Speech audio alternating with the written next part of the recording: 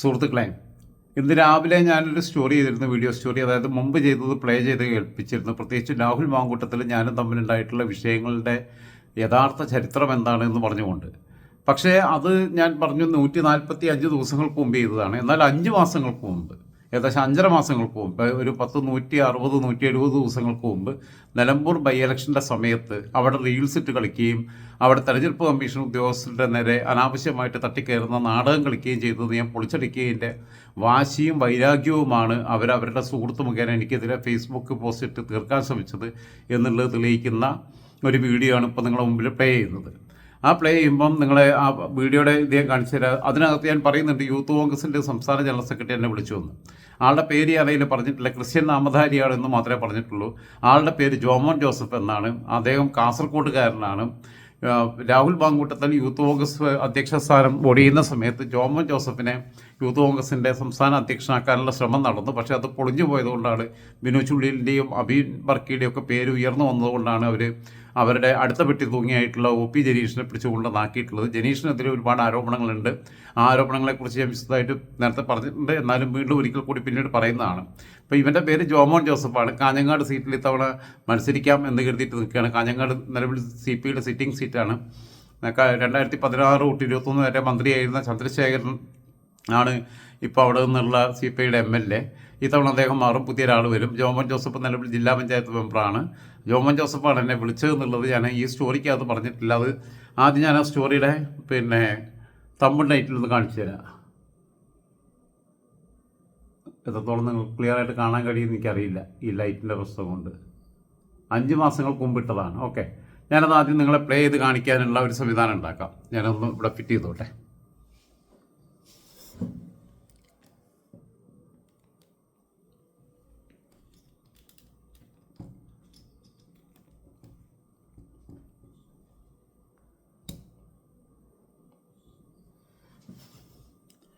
നിങ്ങൾക്ക് ഇനി വീഡിയോ കാണാവുന്നതാണ്.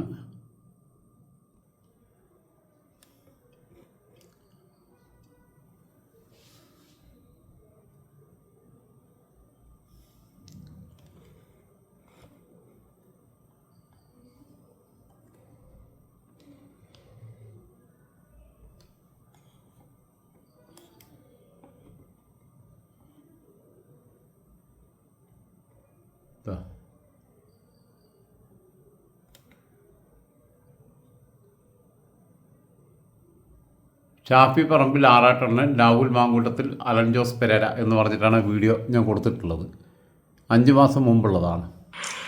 സുഹൃത്തുക്കളെ, സാഹിത്യ അക്കാദമിയുടെ പ്രസിഡന്റായിട്ട് MT വാസുദേവൻ നായർ ഇരിക്കുമ്പോൾ MTയുടെ കൂടെ അന്ന് സാഹിത്യ അക്കാദമിയുടെ സെക്രട്ടറി ആയിട്ട് പ്രവർത്തിച്ച ആളാണ് M കുട്ടികൃഷ്ണൻ സാർ. എനിക്ക് നല്ല വ്യക്തിപരമായിട്ട് നല്ല ബന്ധം ഉണ്ടായിരുന്നു. അദ്ദേഹം അദ്ദേഹമായിട്ട് പരിചയപ്പെടാൻ ഇടയാവുന്നത് ഞാൻ 1998 ഞാൻ മഞ്ചേരി കോളേജിൽ ഡിഗ്രിക്ക് പഠിക്കുന്ന സമയത്ത് ഞങ്ങൾ ഈ കോളേജിൻ്റെയും ആർട്സിൻ്റെയും ഉദ്ഘാടനത്തിന് വേണ്ടിയിട്ട് ഗസ്റ്റിനെ കിട്ടാൻ വേണ്ടി പോവുകയാണ്. അപ്പോൾ ആ ഗസ്റ്റിനെ കിട്ടാൻ വേണ്ടി പോകുമ്പോൾ ഞങ്ങളെ കോളേജിൽ മുമ്പ് പ്രിൻസിപ്പളായിരുന്നു ഡോക്ടർ SP വേണുഗോപാൽ നായർ. പുള്ളി സാഹിത്യ അക്കാദമി മെമ്പറായിരുന്നു. അതേപോലെ തന്നെ എഴുത്തുകാരനാണ്, മലയാളം അധ്യാപകനാണ്. ഒക്കെ അദ്ദേഹം 2 മാസം ഞങ്ങളുടെ കോളേജിൽ പ്രിൻസിപ്പളായിരുന്നു. പിന്നീട് അദ്ദേഹം ഒറ്റപ്പാലം UNS കോളേജിൻ്റെ പ്രിൻസിപ്പളായി. ഞങ്ങളുടെ കോളേജിൻ്റെ അന്നത്തെ പ്രിൻസിപ്പൾ ഡോക്ടർ KG സോമൻ നായരാണ്. അദ്ദേഹം ഇപ്പോൾ അടുത്ത് മരിച്ചു. അദ്ദേഹം 12 UNS കോളേജിലെ ഇംഗ്ലീഷ് ഡിപ്പാർട്ട്മെൻറ്റിൻ്റെ ഹെഡായിരുന്നു. അപ്പം ഞാൻ ഈ ഗസ്റ്റിനെ കിട്ടാൻ വേണ്ടി പോകുമ്പോൾ ഡോക്ടർ ആസാദ് രാഷ്ട്രീയ നിരീക്ഷകൻ, അദ്ദേഹം ഞങ്ങളെ കോളേജിന്റെ പ്രിൻസിപ്പളായിട്ടാണ് റിട്ടയർ ചെയ്തത്. അദ്ദേഹം ഒന്ന് പൂക്കാസിയുടെ നേതാവാണ്, പൂക്കാസിയുടെ ജില്ലാ സെക്രട്ടറിയാണ്, പുരോഗമന കലാസാഹിത്യ സംഘത്തിന്റെ, അതുപോലെ സംസ്ഥാന കമ്മിറ്റി അംഗമാണ്. അപ്പോൾ ഇവരെ പറഞ്ഞിട്ട് ഗസ്റ്റിന് അറേഞ്ച് ചെയ്യുന്ന പണി എപ്പോഴും നമ്മളെ ഏൽപ്പിക്കില്ലല്ലോ. നമ്മൾ വേണുഗോപൻ സാറ് അതേപോലെ തന്നെ അവിടെ ഓരോ ഇംഗ്ലീഷ് ഡിപ്പാർട്ട്മെന്റിന്റെ ഹെഡായിട്ടുള്ള ഒറ്റപ്പാലം UNS കോളേജിലത്തെ ഒരു കർത്താ സാറുണ്ടായിരുന്നു. അവരൊക്കെ കത്തൊക്കെ തന്ന് ഞാൻ അങ്ങനെ തെണ്ടിത്തിരിഞ്ഞടക്കാം. ഒറ്റപ്പാലം ഗസ്റ്റ് ഹൗസിൽ പോകണം, സിനിമാ നടന്മാരെ പലരെ കാണുന്നത് ശരിയാവണില്ല. അങ്ങനെ കഴിഞ്ഞാൽ ഷൊർണൂർ പോകണം, ഷൊർണൂരിൽ നിന്ന് റെഡി ആവണില്ല. അത് കഴിഞ്ഞാൽ സാഹിത്യ കലാമണ്ഡലത്തിൽ, വെള്ളത്തോൾ കലാമണ്ഡലത്തിൽ അവിടെ പോകണം, ചെറുതുരുത്തിയിൽ. അവിടെ പോയിട്ട് അവിടെ നിന്നപ്പം ഒരു ആക്ടറെ കിട്ടി, അവിടെ സിനിമയുടെ ഷൂട്ടിംഗ് നടക്കുകയായിരുന്നു. അത് കഴിഞ്ഞാൽ പിന്നെ തൃശ്ശൂർ സാഹിത്യ അക്കാദമിക്കാവുന്നു. കാരണം സാറ് ടീച്ചറേയും വൈശാഖ മാഷയും കിട്ടണം. അപ്പോൾ സാർ ടീച്ചർക്കുള്ള കത്ത് വേണുഗോപൻ സാറും അതേപോലെ തന്നെ കർത്ത സാറും തന്നു. ആ കത്തുണ്ട് എൻ്റെ അടുത്ത്. അന്ന് മൊബൈൽ ഫോൺ ആയിട്ടില്ല. ആ കത്തുണ്ട്. നിങ്ങൾ സഹകരിക്കണം എന്ന് പറഞ്ഞിട്ട് എഴുതിയിട്ടുണ്ട്. സാർ ടീച്ചർ തന്ന്, സാറ് ജോസഫ് തന്ന് സാഹിത്യ അക്കാദമിയിൽ ഉണ്ടായിരുന്നു എനിക്ക് തോന്നുന്നത്. അങ്ങനെ വന്ന് പിന്നെ എനിക്ക് അക്കോമഡേഷൻ അന്നൊരു ദിവസം അവിടെ തൃശ്ശൂർ സ്റ്റേ ചെയ്യാൻ വേണ്ടി ഞാനും ഞങ്ങളുടെ കോളേജിൽ എൻ്റെ സീനിയർ ആയിട്ടുള്ള അന്ന് ജനറൽ ക്യാപ്റ്റൻ ആയിട്ടുള്ള സൂര്യൻ എംകോമിന് പഠിക്കുന്നത്. ഞങ്ങൾ സാഹിത്യ അക്കാദമിയിൽ പോയിട്ട് താമസിക്കുക. സാഹിത്യ അക്കാദമിയിൽ താമസിക്കുമ്പോൾ എം കുട്ടിക്കൃഷ്ണ മാഷ് പറഞ്ഞ ഒരു കഥ ഞാൻ ഓർക്കുകയാണ്. എം കുട്ടിക്കൃഷ്ണ മാഷ് പിന്നെ മൂപ്പര് ഭയങ്കര രസികനാണ്. 2 സ്മാൾ കൂടി ഇട്ട് കഴിഞ്ഞാൽ പിന്നെ നല്ല പെർഫോമൻസാണ്.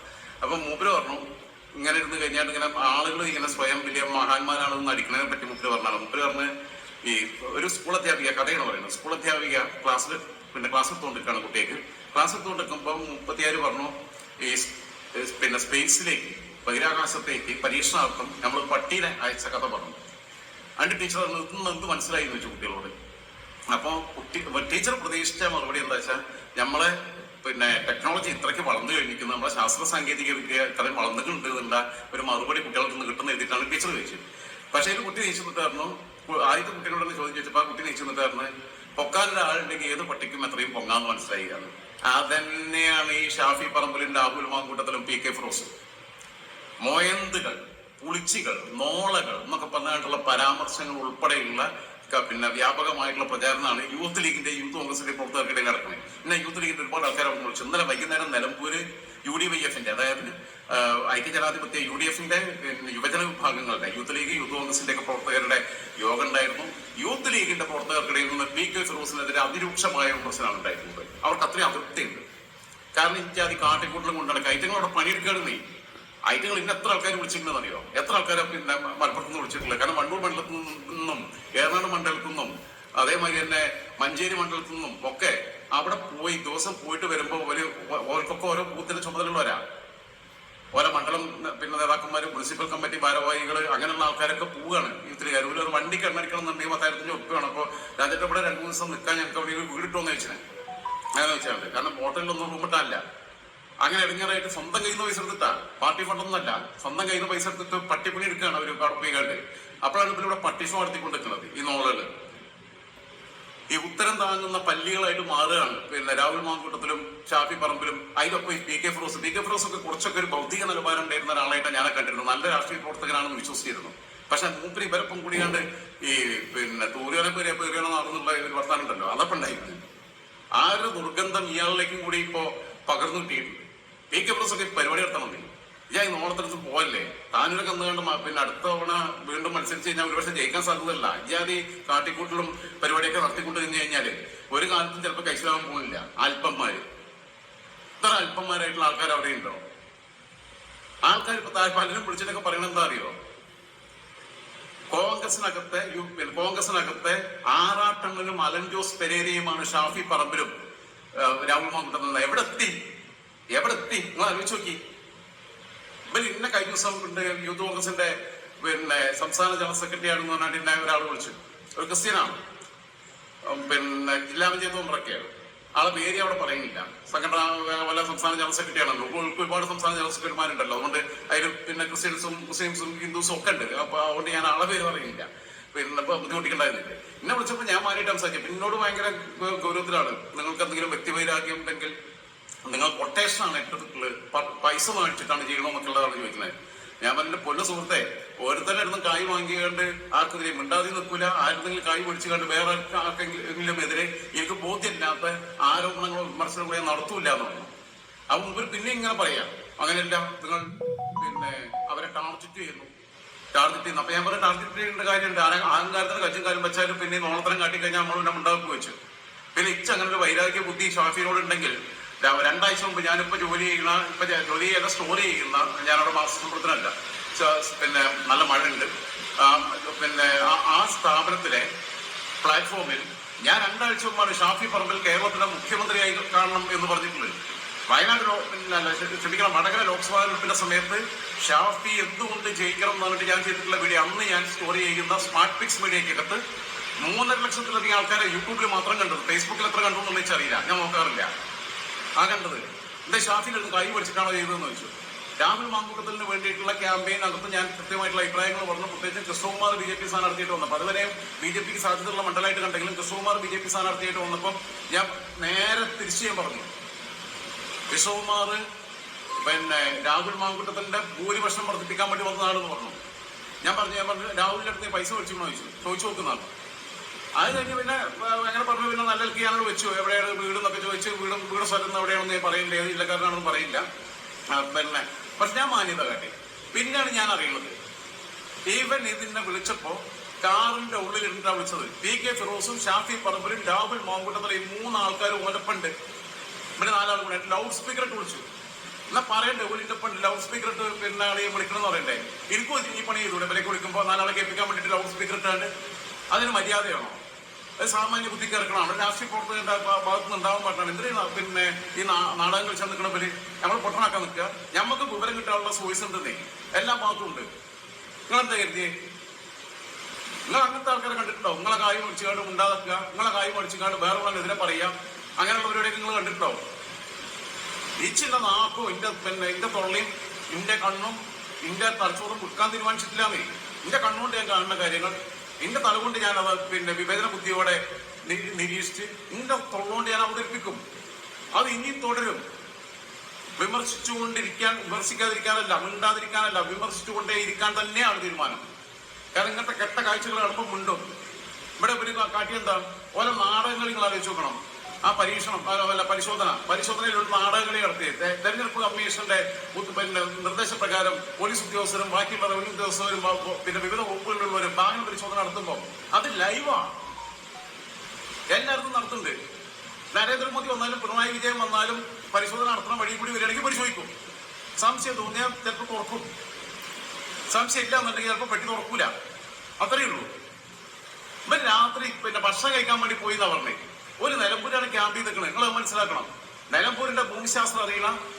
മലപ്പുറം ജില്ലക്കാരായിട്ടുള്ള ആൾക്കാർ വെള്ളം തൊടാതെ വിടുന്നില്ലയോ? ഒരാരെ പൊട്ടന്മാരാക്കാൻ പറ്റുന്നേ? അത് നോക്കണേ. ഒരു കോഴിക്കോടും പിന്നെ തിരുവനന്തപുരത്തും കൊല്ലത്തുള്ള ആൾക്കാർക്ക് ശരിയാണെന്ന് എത്തിക്കോളും. ഭക്ഷണം കഴിക്കാൻ പോയാൽ പോലെ വടവറം പാലത്തിന്റെ അപ്പുറത്തേക്ക് ഏതോ ഒലക്കേമല ന്യായീകരണമാണോ നടത്തുന്നത്? ആരെങ്ങൾ പറ്റിക്കണേ?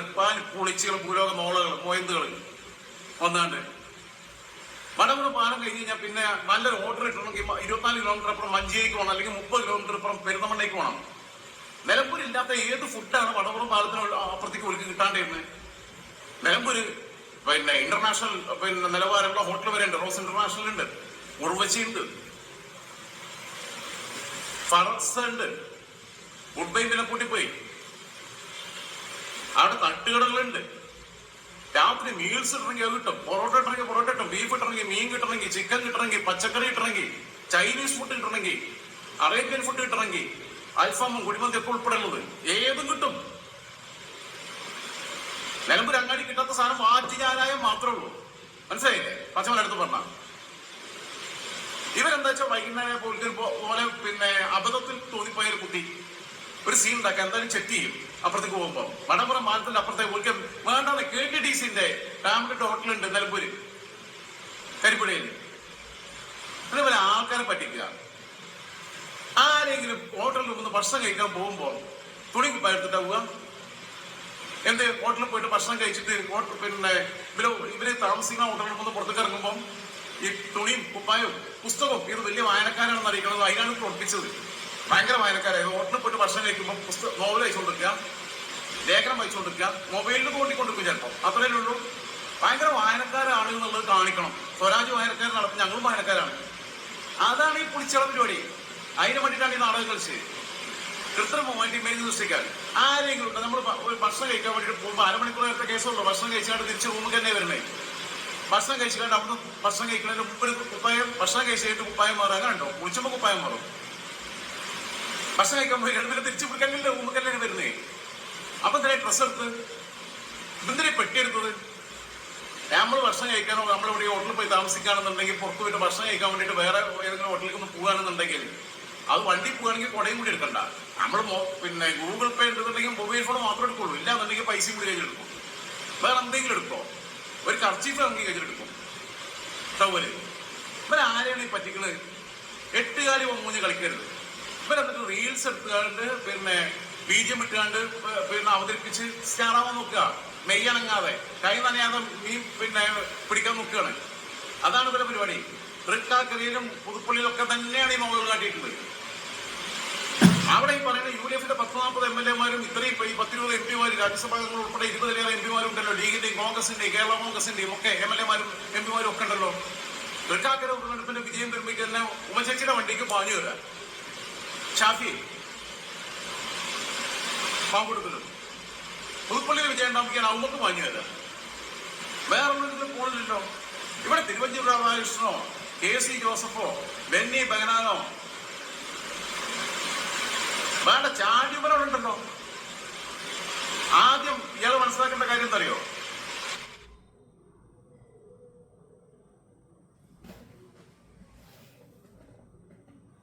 പരസ്യം വരുന്നതാണോ എന്താണെന്നുള്ള അറിയില്ല. Dreaming of an adult only escape പരസ്യമാണ്. But remember your little ones coming too. ആദ്യം ഇയാൾ മനസ്സിലാക്കേണ്ട കാര്യം എന്താ അറിയോ? നമ്മളെ യൂത്ത് ലീഗിന്റെ നേതാവ് മനസ്സിലാക്കേണ്ട കാര്യമുണ്ട്. എന്താന്ന് വെച്ച് കഴിഞ്ഞാൽ ഭയങ്കര കനത്ത മഴയുണ്ട് കേട്ടോ. അതുകൊണ്ട് ശബ്ദം കുറച്ച് ബുദ്ധിമുട്ടുണ്ടാവും. ഞാൻ അങ്ങോട്ട് പരമാവധി വെച്ചെടുത്തിട്ടാ പറയുള്ളൂ. ജനലടയ്ക്കാനും മറന്നുപോയി. PK ഫിറോസ് മനസ്സിലാക്കേണ്ടത്, PK ഫിറോസിന്റെ PM സാദിഖിരി അവിടെ ഉണ്ട്. ബാക്കിയുള്ള ആൾക്കാർ മുഴുവൻ അവിടെ. KM ഷാജി ഉണ്ട്. ആരോഗ്യ പ്രശ്നങ്ങളുണ്ടെങ്കിൽ MK മിലിയനുണ്ട്. ഷാഫി ചാലി ഉണ്ട്. ഉബൈദുള്ള സാഹിബ് ഉണ്ട്. എല്ലാവരും ഉണ്ട്. ഇജാതി കോപ്രായം കെട്ടാൻ പോയിക്കണോ? ഏതെല്ലാം ഡീകാരികളെ പോയിക്കണോ? ഞാൻ പറഞ്ഞ സ്വന്തം കയ്യിൽ നിന്ന് വണ്ടിക്ക് എണ്ണടിച്ച് കാരണം അവിടെ പോയിട്ട് പട്ടിപ്പൊടി എടുക്കണം. 100 കണക്കിന് യൂത്ത് ലീഗുകാർ യൂത്ത് കോൺഗ്രസ് എന്തോ ഒരു പ്രശ്നം പറ്റിപ്പോയി, ക്ഷമിക്കണം.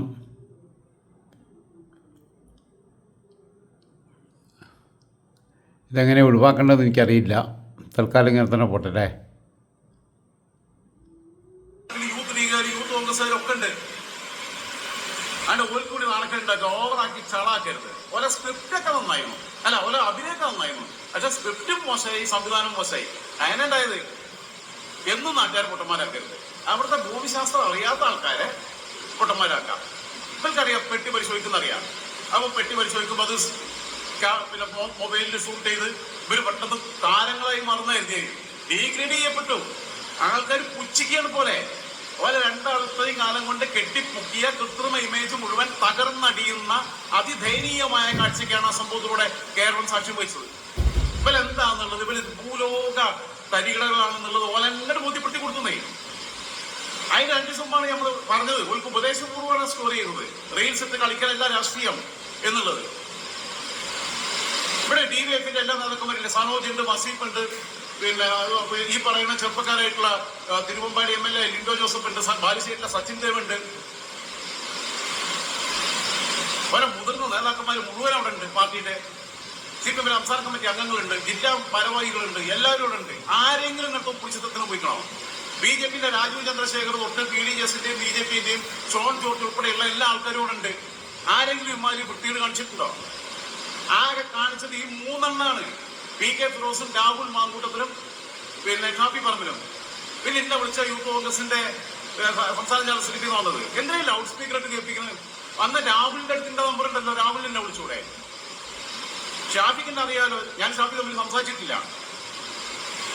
വിളിച്ചിട്ട് എന്തെങ്കിലും അഭിപ്രായം പറയാലോ. ഇത് ലൗഡ് സ്പീക്കർ കേട്ട് നമ്മളാണ് ഞെട്ടും എഴുതിയിട്ടുണ്ടാവും. ഞാൻ അവസാനം എവിടെയാണ് വീട് എന്നൊക്കെ ചോദിച്ചങ്ങനെ മാനിയായിട്ട് പറഞ്ഞ അവസാനിപ്പിച്ചു. ഈ പേച്ചിക്ക് കൂട്ടം അരപ്പെട്ടി എന്ന് പറഞ്ഞിട്ടാണ് ഇവിടെ രണ്ടാളെയും കുറിച്ച് കോൺഗ്രസ്സുകാരെന്ന് പറയണത്, ലീഗുകാർ പറയണത്, രാഷ്ട്രീയ ബോധമുള്ള വിവേകമുള്ള ആൾക്കാർ പറയണത്. ഈ ഉദ്യോഗസ്ഥര് എല്ലാവരും പരിശോധിക്കുന്നുണ്ട്. ഒരു പരിശോധന നടക്കുന്ന സമയത്ത് പരിശോധിക്കുന്ന കേന്ദ്രത്തിലൂടെ കടന്നു പോകുന്ന എല്ലാ വാഹനവും പരിശോധിക്കുന്നുണ്ട്. ഇരുചക്ര വാഹനങ്ങൾ ഉൾപ്പെടെ പരിശോധിക്കുന്നുണ്ട്.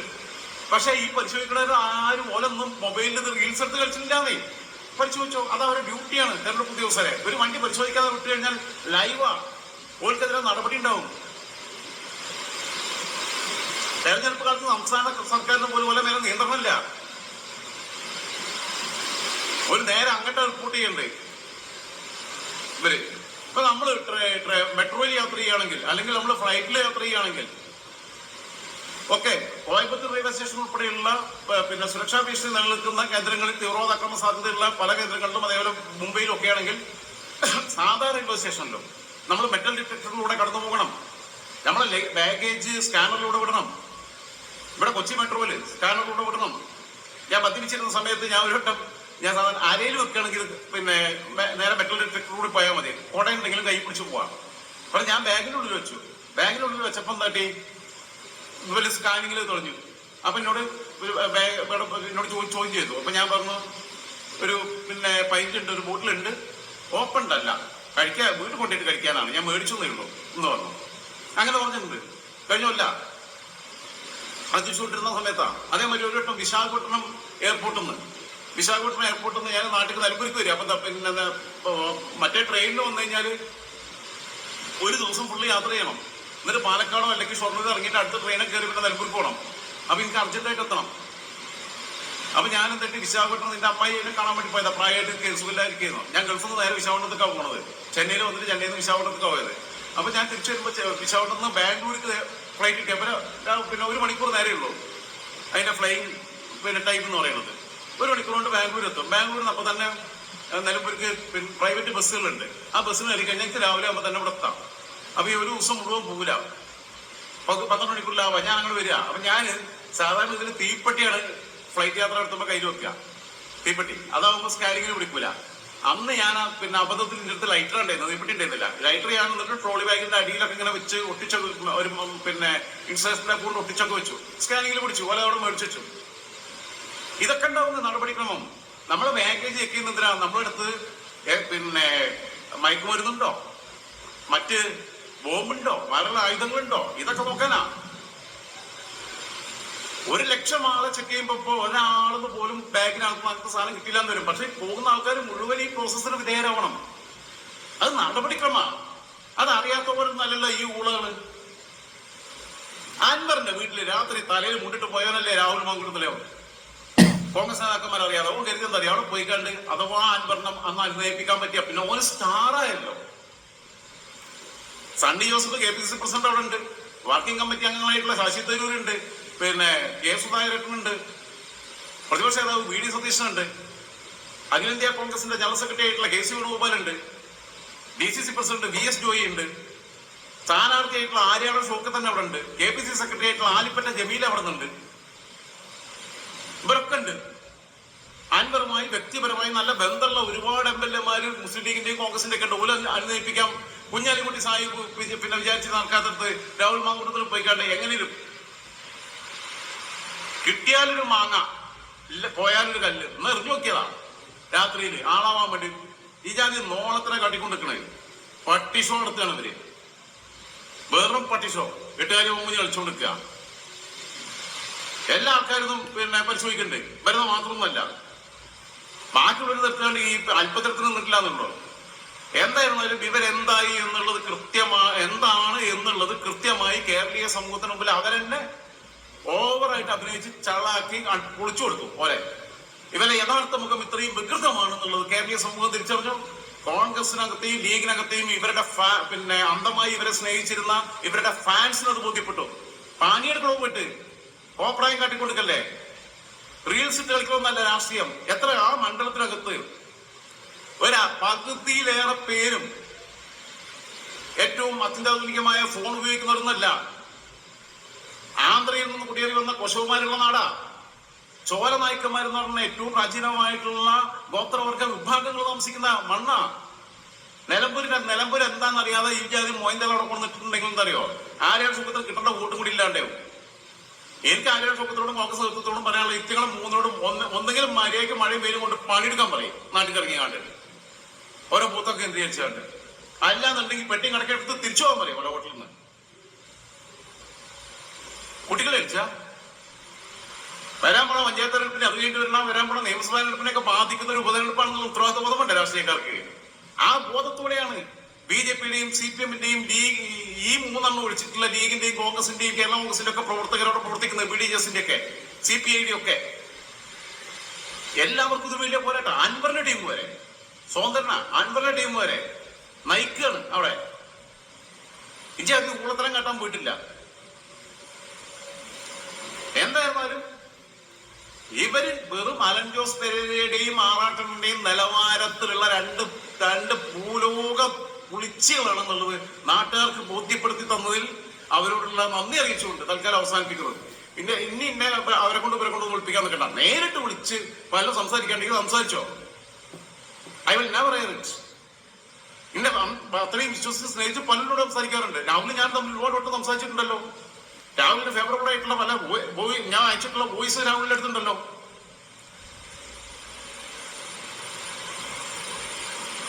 രാഹുലിന്റെ വേറെ കഥ ഞാൻ പിന്നെ അടുത്ത സ്റ്റോറിയിലേ പറയാം. എന്താ രാഹുൽ എന്നുള്ളത് തെന്നലായിട്ട് ബന്ധപ്പെട്ടിട്ടുള്ള വിഷയം. എന്താ നമ്മൾ പൊട്ടന്മാരാന്ന് എഴുതിയോ? ബാലകൃഷ്ണമാരി എന്താ പൊട്ടണ? ഫോണിലൊക്കെ ഒരാൾ വിളിക്കുമ്പോൾ നമ്മൾ അതിനകത്തുള്ള കണ്ടന്റ് പുറത്തു വരാൻ ആഗ്രഹിച്ചിട്ടേ ഇല്ല. എത്രയോ നേതാക്കന്മാരായിട്ട് നമ്മൾ സംസാരിക്കണം. ഒരാളെ പോലൊരു പിന്നെ റെക്കോർഡ് ചെയ്തിട്ട് ഉപയോഗിക്കുന്ന സ്വഭാവത്തിലേക്ക് നമ്മൾ പോകാറില്ല.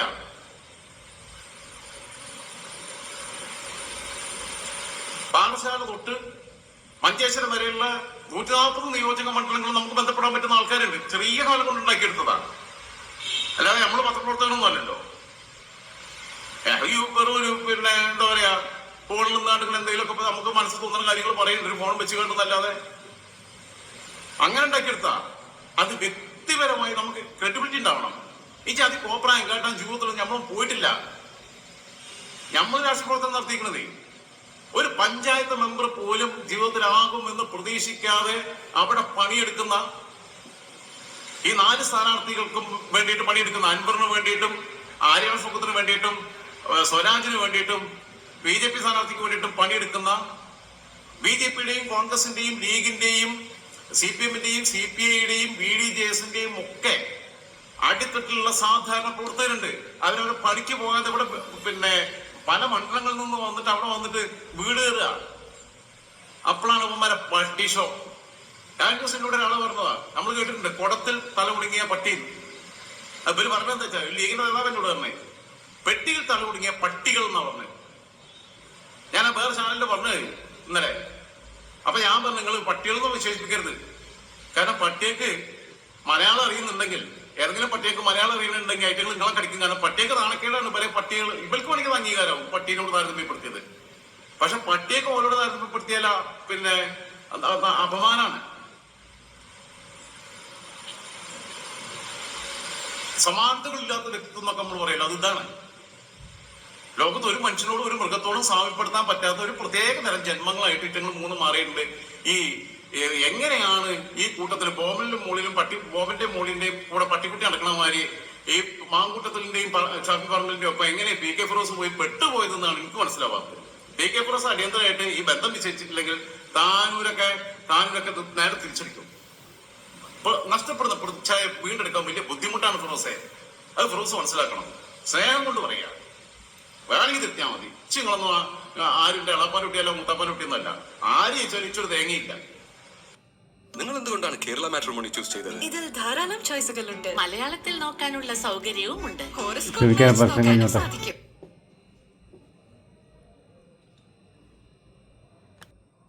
ഓക്കെ, നിങ്ങൾ കേട്ടല്ലോ. ഇത് പാർട്ട് 2 ആണ്. ഞാൻ പറഞ്ഞല്ലോ, ഞാനും രാഹുലുമായുള്ള പ്രശ്നത്തിൻ്റെ പാർട്ട് 2 ആണ്. പക്ഷേ പാർട്ട് 1 മുമ്പ് സംഭവിച്ചാണ് പാർട്ട് 2. പാർട്ട് 1 എന്ന് പറയുന്നത് ഇന്ന് രാവിലെ ഇട്ടത് 145 ദിവസങ്ങൾക്ക് മുമ്പാണെങ്കിൽ ഇത് ഏകദേശം ഒരു 160 ദിവസങ്ങൾക്ക് മുമ്പുള്ളതാണ്. 5 മാസത്തിലേറെ മുമ്പുള്ളതാണ്.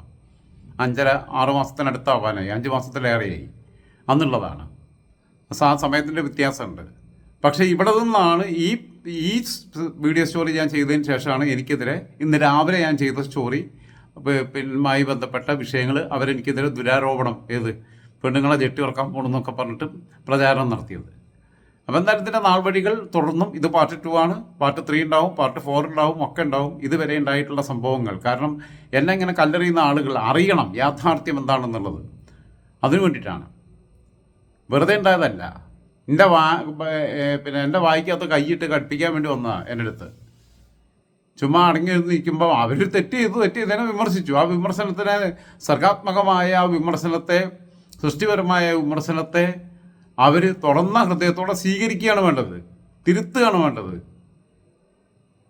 അതിന് പകരം ശത്രുതാപരമായൊരു നിലപാടോട് കൂടിയിട്ട് രാജൻ ജോസഫ് മലപ്പുറത്ത് നാട്ടിലുള്ള സ്ത്രീകളുടെയൊക്കെ അടിവസ്ത്രം പറക്കി അതിനവനെ തല്ലു ഓടിച്ചു വിട്ടതാണ് എറണാകുളത്തേക്ക് എന്ന് പറഞ്ഞിട്ടുള്ള പ്രചാരണം നടത്തിയപ്പോഴാണ് ഇതൊക്കെ തുടങ്ങിയതും, ഇതൊക്കെ ഈ കോഴിവിളി തുടങ്ങിയതും ഒക്കെ ഉണ്ടായത്.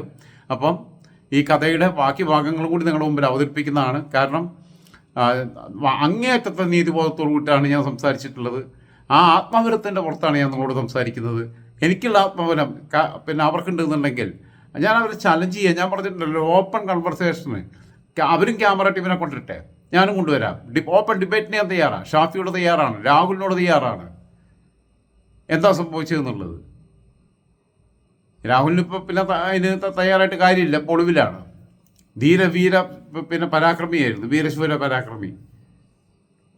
ആ ഒരു സ്ഥാനത്ത് ഞാനാണെന്നുണ്ടെങ്കിൽ ഓക്കെ, എനിക്കെതിരെ എത്ര കേസ് വന്നിട്ടുണ്ട്? CPM-ൻ്റെ നേതാക്കന്മാർ കൊടുത്തിട്ടുള്ള, പ്രധാനപ്പെട്ട നേതാക്കന്മാർ കൊടുത്തിട്ടുള്ള 2 കേസില്ലേ? ട്രാൻസ്ജെൻഡർ കോൺഗ്രസിൻ്റെ നേതാവ് കൊടുത്തിട്ടുള്ള കേസില്ലേ? സംസ്ഥാന പ്രസിഡൻ്റായിരുന്ന ആൾ. ഇപ്പോൾ പിന്നെ ജില്ലാ പഞ്ചായത്ത് CPI-യുടെ ജില്ലാ പഞ്ചായത്ത് മെമ്പറായിട്ട് ആയിരുന്നു. ഇപ്പം പിന്നെ കോൺഗ്രസിലേക്ക് മാറിയിട്ട് അടൂരിൽ നിന്ന് പള്ളിക്കൽ ഡിവിഷനിൽ നിന്ന് ജില്ലാ പഞ്ചായത്തിലേക്ക് മത്സരിക്കുന്ന ശ്രീനാഥദേവി കുഞ്ഞമ്മ കൊടുത്തിട്ടുള്ള കേസില്ലേ? മാധ്യമപ്രവർത്തക എന്ന് പറയുന്ന അവകാശപ്പെടുന്ന ഒരാൾ കൊടുത്തിട്ടുള്ള കേസില്ലേ? പലതിലും ജാമ്യം എടുത്ത് നിൽക്കുന്നു, ചിലതിൽ മുൻകൂർ ജാമ്യം എടുത്തിട്ടുണ്ട്, ഡിഫാമേഷൻസ് നടക്കുന്നുണ്ട്, വക്കീൽ നോട്ടീസുകൾ വന്ന് കിടക്കുന്നുണ്ട്, ഒക്കെ ഉണ്ട്. അതിനൊക്കെ ഫേസ് ചെയ്യാൻ പറ്റണമെന്നേ. ഇല്ലെങ്കിൽ പിന്നെ ഈ പണിക്ക് ഇറങ്ങരുത്. അതിന് ആദ്യം എന്തുവാണെന്നറിയോ? ആത്മബലം ഉണ്ടാവണമെന്നുണ്ടെങ്കിൽ നമ്മളെ മടിയിൽ കനമില്ല എന്ന ഉറച്ച ബോധ്യം ഉണ്ടാവണം. ഞാൻ പറഞ്ഞല്ലോ, ആരുടെയും പണം വാങ്ങിയ ഒരാൾക്കെതിരെയും ഇല്ലാത്ത ഒരു വാർത്ത കൊടുക്കാൻ എന്നെ കിട്ടില്ല. ആരുടെയും പണം വാങ്ങിയിട്ട് ഒരാളെ രാവിലെ തൊട്ട് വൈകുന്നേരം വരെ സ്തുതിക്കാനും എന്നെ കിട്ടില്ല. പൈസ ആവശ്യം വന്നാൽ വാങ്ങി എന്നൊക്കെ വരും. ഉള്ളതേ പറയുള്ളൂ, ഇല്ലാത്തത് പറയാൻ കിട്ടില്ല. അവൻ ദൈവമാണ്, അവൻ അങ്ങനെയാണ്, ഇങ്ങനെയാണ്, മറ്റേതാണ്, മറിച്ചതാണ്, മാങ്ങയാണ്, തേങ്ങയാണെന്നൊന്നും പറയാനേ കിട്ടില്ല. ഞാനത് സംസാരിച്ചിട്ടുള്ള ആളുകൾക്കറിയാം, പലർക്കും, പല രാഷ്ട്രീയ നേതാക്കന്മാർക്കും എൻ്റെ സ്റ്റാൻഡ് എന്താണെന്നുള്ളത്. പ്രേക്ഷകരിൽ എന്നെ ചീത്ത വിളിക്കുന്ന ഒരുപാട് പേരുണ്ട്. ചീത്ത വിളിക്കുന്നവർക്ക് ചീത്ത വിളി തുടരാം. I don't care, who cares? Rahul മാങ്കൂട്ടത്തിൻ്റെ ആ വാക്ക് തന്നെ എനിക്ക് പറയാനുള്ളത്, ഹൂ കെയർസ്? ഓക്കെ, അപ്പം ലാൽ സലാം, ഗുഡ് നൈറ്റ്.